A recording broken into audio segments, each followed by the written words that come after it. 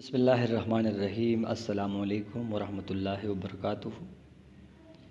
Dear students, class 10th में हमारा chapter चल रहा था जेनेटिक्स, और प्रीवियस क्लास में हमने मेंडल्स के वर्क के बारे में थोड़ा सा एक्सप्लेनेशन किया था, और उसमें हमने मेंडल का जो पहला लॉ है, लॉ ऑफ सेग्रीगेशन, उसके बारे में भी बात की थी। तो स्टेटमेंट हमने बार बार रिपीट किया था कि उसी लॉ के मुताबिक जब गैमीट्स फॉर्मेशन होती है तो अलील में से एक या दूसरा गैमीट्स में आएगा, कभी भी दोनों अलील्स नहीं आ सकते। और उसी के बेस पर हमने एक एक्सपेरिमेंट भी किया था कि जो 3.1 के रेशो से फिर हमारे पास कैरेक्टर एक्सप्रेस होंगे। दूसरा एक लॉ है यहाँ पर, आज इंशाल्लाह वो डिस्कस करेंगे। तो मेंडल ने जो सबसे पहला एक्सपेरिमेंट परफॉर्म किया था वो मोनोहाइब्रिड क्रॉस था। मोनोहाइब्रिड क्रॉस का मतलब ये है कि उसमें मेंडल ने सिर्फ एक ही कैरेक्टर को वो क्रॉस किया था, उसको ऑब्जर्व किया था, उसको मद्देनज़र रखा हुआ था। यहाँ पर जो आज है लॉ ऑफ इंडिपेंडेंट असॉर्टमेंट, तो इसी लॉ के दौरान ये डाइहाइब्रिड क्रॉस कहलाता है। और डाइहाइब्रिड क्रॉस में मेंडल ने एक ही टाइम पर दो कैरेक्टरिस्टिक को स्टडी करना था। मिसाल के तौर पर मेंडल अब एक एक्सपेरिमेंट कर रहा था, तो उसमें उसने प्लांट की टालनेस और शॉर्टनेस को भी जो है ये भी एक कैरेक्टर रखा यहाँ पर। दूसरा, पोर्ट का स्ट्रक्चर भी एक कैरेक्टर रखा। तो ये हमारे पास एक ही एक्सपेरिमेंट के दौरान दो कैरेक्टर को ऑब्जर्व करना था, इसीलिए ये कहलाता है डाई हाइब्रिड क्रॉस। तो यहाँ पर अगर आप देखें तो उन्होंने टू कैरेक्टरिस्टिक स्टडी करने थे एक ही टाइम पे। उसमें से in such experiment he notice that the height of the two plant, एक तो हाइट दोनों प्लांट्स का जहन में रखा, इसके अलावा shape of seed, colour of food. कहने का मतलब ये है कि ये तमाम चीज़ें उन्होंने जहन में रखी। लॉ के बाद ये चीज़ फर्दर प्रूफ हुआ कि एक कैरेक्टर का दूसरे कैरेक्टर के ऊपर कोई इन्हिसार नहीं होता, और हर एक कैरेक्टर जो है वो इंडिपेंडेंटली असॉर्ट होता है। कहने का मतलब ये है कि जिस तरह इस लॉ का स्टेटमेंट है कि alleles are separated independently of one another during the formation of gametes. मिसाल के तौर पर एक अलील हमारे पास टालनेस के लिए हैं, दूसरा अलील हमारे पास कलर के लिए हैं, तीसरा अलील हमारे पास स्ट्रक्चर के लिए है, राउंड या रिंकल्ड के लिए। तो ज़रूरी नहीं है कि एक जो टालनेस वाला अलील हो उसके साथ रिंकल्ड कलर आएगा। ज़रूरी नहीं है कि रिंकल्ड स्ट्रक्चर के साथ लॉन्ग प्लांट आएगा। ज़रूरी नहीं है कि ग्रीन फूड के साथ टाल प्लांट आएगा। मतलब ये है कि हर एक कैरेक्टर जो है वो अलग इंडिपेंडेंटली एक्सप्रेस होगा। तो कैरेक्टर यहाँ पर मैं इसलिए मेंशन करता हूँ कि कैरेक्टर के पीछे जो अलील है वो एक्चुअली इंडिपेंडेंटली एक्सप्रेस होता है। तो लॉ का स्टेटमेंट क्या है, रिपीट करते हैं। इस लॉ का स्टेटमेंट ये है कि allele separated independently during the formation of gametes. जब बॉडी में गैमीट्स फॉर्मेशन होती है तो अलील एक दूसरे से इंडिपेंडेंटली सेपरेट होते हैं, कोई ये एक दूसरे के ऊपर डिपेंड नहीं करता। ठीक है, तो यहाँ पर इसके लिए एक एक्सपेरिमेंट है, तो आपको स्टार्ट से ये चीज़ जहन में रखना है। अगर सबसे पहले आप यहाँ पर देखिए तो ऊपर उन्होंने दो प्लांट सेलेक्ट किए हैं, पेरेंटल जनरेशन, और दो कैरेक्टरिस्टिक हम जहन में रखते हैं क्योंकि ये एक डाइहाइब्रिड क्रॉस है। तो सबसे पहले एक हमारे पास प्लांट है RRYY, capital RR and capital YY।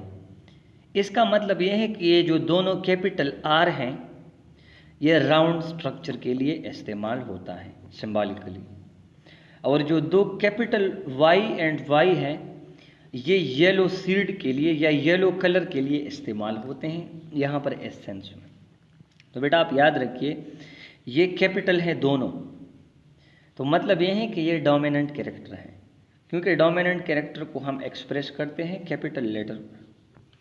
इसके बरक्स अगर आप यहाँ पर देखें तो दो स्मॉल आर है, ये हमारे पास रिंकल्ड जो स्ट्रक्चर है इसी को रिप्रेजेंट करता है, और जो स्मॉल वाई है ये ग्रीन कलर को रिप्रेजेंट करता है इसी तरीके से। तो पहले तो आपको ये जहन में आपने ये रखना है। तो ये हमारे पास पेरेंटल जनरेशन है। अब क्या होता है, हाफ गेमीट एक से आते हैं और हाफ गेमीट दूसरे से आते हैं, ठीक है। जब गेमीट फॉर्मेशन होती है तो हाफ अलील जो है होते हैं, या हाफ जीन्स या हाफ क्रोमोसोम्स आते हैं। तो यहाँ पर टोटल हमारे पास 4 हैं। तो यहाँ पर अगर आप देखें तो ये हमारे पास कैपिटल आर है और स्मॉल आर है, फिर कैपिटल वाई है और स्मॉल वाई है। तो यहाँ पर जो प्लांट आएगा ये प्लांट हमारे पास राउंड येलो होगा, क्योंकि यहाँ पर जो कैपिटल आर है वो स्मॉल आर के ऊपर डोमिनेंट है, और यहाँ पर जो कैपिटल वाई है ये स्मॉल वाई के ऊपर डोमिनेंट है। तो उन्होंने 2 पेरेंटल प्लांट को क्रॉस किया, उससे जो एज अ रिजल्ट हमारे पास एक प्लांट आया, वो एक प्लांट है राउंड येलो सीड वाला, ठीक है, राउंड येलो सीड वाला। तो यहाँ पर अगर आप देखें तो हमारे पास स्मॉल आर और स्मॉल वाई भी मौजूद हैं, पर उसके कैरेक्टर सप्रेस हुए हैं क्योंकि वो रिसेसिव अलील है, वो डोमिनेंट नहीं है। यहाँ तक तो रिज़ल्ट मेंडल का ठीक था, स्मूथ चल रहा था। उसके बाद उन्होंने क्या किया, उसके बाद उन्होंने ये जो F1 जनरेशन है ये दोबारा क्रॉस किया F1 जनरेशन से, ठीक है। तो F1 जनरेशन से उन्होंने F1 को F1 के साथ कैसे क्रॉस किया, तो इसके लिए एक सिंपल तरीक़ेकार है कि हम किस तरह ये प्रोसेस लिखेंगे। तो यहाँ पर आप देख सकते हैं इसी पोर्शन में अगर आप देख लें तो उन्होंने एक ही साइड पर एक गेमेट ये जो कैपिटल आर और स्मॉल आर लिखा है ऊपर वाले हिस्से में, और दूसरे हिस्से पर आप देख सकते हैं कि कैपिटल वाई और स्मॉल वाई लिखे हैं, ठीक है, सेपरेट। तो क्या करते हैं, सबसे पहले इन दोनों का कम्बिनेशन करते हैं। तो ये हमारे पास यहाँ पर आप पहले नंबर पर 4 में देख सकते हैं, यहाँ पर कैपिटल आर और कैपिटल वाई आई हैं, ठीक है। दोबारा इस कैपिटल आर का इससे कम्बिनेशन होता है, ठीक है। तो इसी तरीके से हमारे पास 4 पॉसिबल गेमेट्स आते हैं। कितने गेमेट्स आते हैं? 4 पॉसिबल गेमेट्स आते हैं। एक्चुअली प्रोसेस में उन्होंने ये आर इस तरह ऊपर है, जिस तरह ये ऊपर है आर इस तरह, और इसके अलावा ये जो वाई है ये यहाँ पर नीचे है, ठीक है। तो आप इसके साथ कम्बिनेशन हुआ है इसी तरीके से, ठीक है।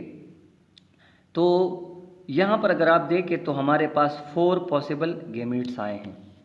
अब यहाँ पर इसके लिए एक तरीक़ेकार है कि 4 पॉसिबल गेमीट्स के लिए ये हम एक टेबल की शक्ल में अरेंज करते हैं। यहाँ पर आप देख सकते हैं उन्होंने तमाम को सेपरेटली लिखा है। तो अगर हम ये साइड जो है इसके साथ, फिर ये आर दोबारा वाई के साथ, फिर ये आर बड़े आर के साथ, फिर ये आर छोटे आर के साथ, फिर ये कैपिटल आर स्मॉल आर के साथ, तो ये हमारे पास एक राउंड कंप्लीट होता है, ये पहले वाला। इसी तरीके से दूसरे वाला। तो हमारे पास जो पॉसिबल, अगर आप बुक से इसका जो पैराग्राफ रीड करेंगे तो हमारे पास 16 किस्म के जो है वो ऑफस्प्रिंग आएंगे। F2 जनरेशन जो है उसमें 16 इंडिविजुअल होंगे, 16 प्लांट होंगे पॉसिबल।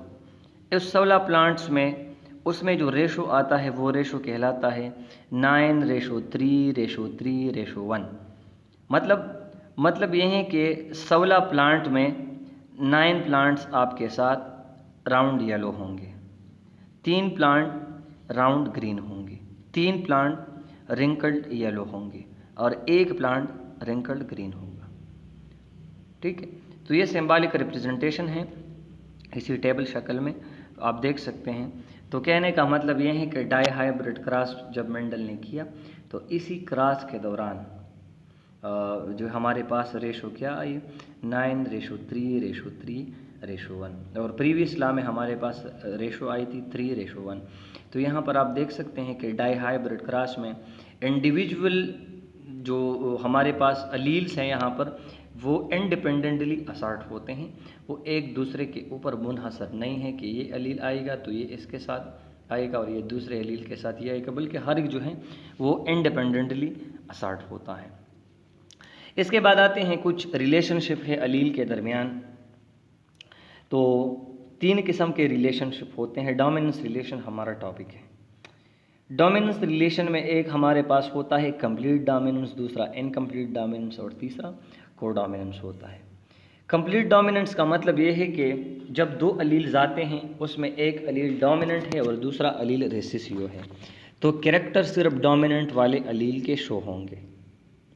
मतलब अगर आपके पास एक टाल प्लांट है और एक शॉर्ट प्लांट है और टाल प्लांट जो है वो डोमिनेंट है शॉर्ट प्लांट के ऊपर, आप इन दोनों को मिक्स करते हैं, उनसे जो सीड आता है वो आप बोते हैं और उससे एक नया प्लांट निकल आता है, तो वो टाल प्लांट होगा, क्योंकि ये टाल वाला अलील डोमिनेंट है शॉर्ट वाले के ऊपर। This is called complete dominance when one allele mask the effect of another allele. जब एक अलील दूसरे के इफेक्ट को कंप्लीटली सप्रेस करता है वो रिसेसिव अलील होता है और एक उसमें डोमिनेंट होता है। दूसरा हमारे पास है इनकम्प्लीट डोमिनेंट। इनकम्प्लीट डोमिनेंट में एक इंटरेस्टिंग बात यह है कि फॉर एग्जांपल हमारे पास 2 अलील हैं और आप वो 2 अलील एक दूसरे के साथ कंबाइन करते हैं, तो यहाँ पर कभी ऐसा नहीं होगा कि एक अलील दूसरे अलील के कैरेक्टरिस्टिक को फुली सप्रेस करेगा।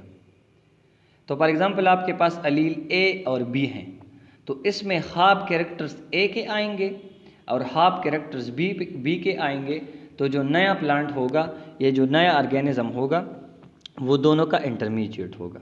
जिस तरह आप यहाँ पर देख सकते हैं कि हमारे पास एक प्लांट है, उस प्लांट का नाम 4 o'clock प्लांट है, जापानीज 4 o'clock प्लांट। तो एक हमारे पास रेड फ्लावर है, दूसरा हमारे पास वाइट फ्लावर है। रेड फ्लावर डोमिनेंट है और वाइट फ्लावर रिसेसिव हैं। जब हम इन दोनों को मिक्स करते हैं तो यहाँ पर हमारे पास कम्बिनेशन आता है कैपिटल आर और स्मॉल आर का। तो ये प्लांट क्या है, ये प्लांट पिंक कलर का होगा, ना रेड होगा और ना वाइट होगा, ये दोनों का इंटरमीडिएट होगा। तो इनकम्प्लीट डोमिनेंस में दोनों जो है उनका इंटरमीडिएट कैरेक्टरिस्टिक एक्सप्रेस होगा। ठीक है। फिर यहाँ पर अगर आप देखिए तो उन्होंने फिर F1 जनरेशन को क्रॉस किया है F1 जनरेशन से। तो एक हमारे पास रेड प्लांट आया है, दूसरा पिंक आया है, तीसरा पिंक आया है and the 4th one is white, वो दोबारा रिस्टोर हुआ है। तो 2 इसमें पिंक हैं, एक रेड है और एक वाइट है। तो मतलब ये है कि इनकम्प्लीट डोमिनेंस के दौरान क्या होगा, इंटरमीडिएट कैरेक्टर एक्सप्रेस होगा। दूसरा हमारे पास होता है कोडोमिनेंट। कोडोमिनेंट उससे बिल्कुल मुख्तलिफ है। यहाँ पर मतलब यह है कि अगर आपके पास 2 अलील हैं, अलील ए एंड बी, आप इन दोनों को क्रॉस करते हैं, कंबाइन करते हैं एक दूसरे के साथ, तो अलील ए बी के कैरेक्टर्स को सप्रेस नहीं कर सकता, अलील बी ए के कैरेक्टर को सप्रेस नहीं कर सकता, बल्कि अलील ए का कैरेक्टर्स भी फुली एक्सप्रेस होगा और अलील बी का कैरेक्टर भी फुली एक्सप्रेस होगा। तो इसका एक बेहतरीन एग्जाम्पल हमारे पास ब्लड ग्रुप का है। मिसाल के तौर पर हमारे जिस्म में 3 किस्म के अलील होते हैं ब्लड ग्रुप बनाने के लिए। ठीक है। एक होता है अलील आई ए और अलील आई ए बनाता है ब्लड ग्रुप ए। ठीक है, क्योंकि ये रेड ब्लड सेल के ऊपर एंटीजन ए बनाता है तो ब्लड ग्रुप ए होगा। दूसरा अलील होता है अलील बी। तो अलील बी जो है अलील आई बी, तो अलील आई बी रेड ब्लड सेल के ऊपर एंटीजन बी बनाते हैं, तो जिसमें अलील बी होगा वो ब्लड ग्रुप बी होगा। तीसरा अलील होता है अलील आई, जो सेल्स के ऊपर बिल्कुल एंटीजन नहीं बनाता, तो आई अलील ब्लड ग्रुप ओ को प्रोड्यूस करता है। तो मिसाल के तौर पर एक बंदा है, उसके बॉडी में अलील आई ए है तो उसका ब्लड ग्रुप ए होगा। दूसरा बंदा है, उसके बॉडी में अलील आई बी है, उसका ब्लड ग्रुप बी होगा। तीसरा बंदा है, उसके बॉडी में अलील आई ए और अलील आई बी दोनों हैं तो उसका ब्लड ग्रुप ए बी होगा, क्योंकि अलील आई ए भी पुली एक्सप्रेस होगा और अलील आई बी भी पुली एक्सप्रेस होगा। तीसरा अलील आई की बात है, तो बेटा आप याद रखिए कि अलील आई जो है वो अलील आई ए और अलील आई बी दोनों के कंपैरिजन में रिसेसिव है। ये अलील आई ए और अलील आई बी अलील आई के ऊपर डोमिनेंट है। तो मिसाल के तौर पर एक बंदा है, उसके बॉडी में अलील आई ए है तो उनका ब्लड ग्रुप ए होगा।